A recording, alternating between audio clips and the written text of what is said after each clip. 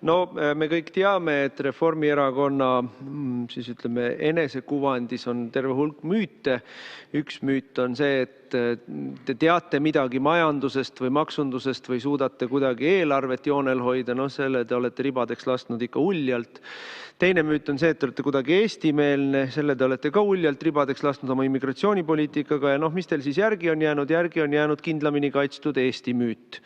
Et kuidagi kindlates kätes ja investeerite palju raha riigikaitsesse ja teie teate, kuidas Eestit kaitsta. Ja ka see müüt on raginal vastu taevast lennanud, küll siin ütleme siis niimoodi, et Riigikontrolli hävitava hinnanguga sellele, kuidas Kaitseministeerium talle antud raha tegelikult kasutab ja jätkates sellega, kuidas te ei ole võimelised ehitama ei droonimüüri ega ka mingisuguseid normaalseid kraave kuhugile piirile.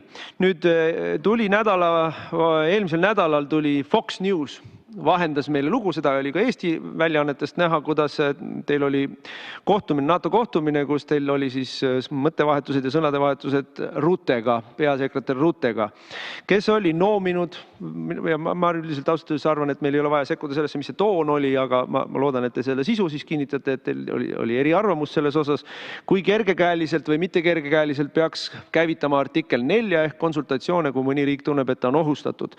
Ja Rutte sõnum oli, et Eesti on liiga kergekäeliselt seda artikkel 4 käivitanud. Nüüd mina teen siit kaks võimalikku järeldust, need ei pruugi üksteist välistavad olla, aga minu jaoks on siit selge see, et NATO peasekretärile Ruttele ei meeldi see, kuidas Reformierakond kütab sõjahüsteeriat, et oma põhja vajunud mainet ja põhja läinud protsenti kuidagi upitada. Või teine variant on see, et NATO peasekretärile ei meeldi, et Eesti käivitab artikkel 4, sest et kui me seda teeme, siis saab avalikuks bluff, et NATO tegelikult ei ole võimeline meid kaitsma. Minu meelest teil oleks vaja anda Eesti avalikkusele selgitust, mis seal toimus ja mida räägiti. Hea Riigikogu esimees, hea küsija.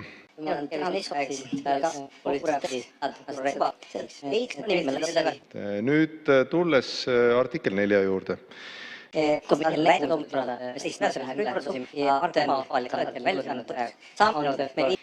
Nii et NATO toimib väga kenasti. Käsuliin toimib, kõik toimib.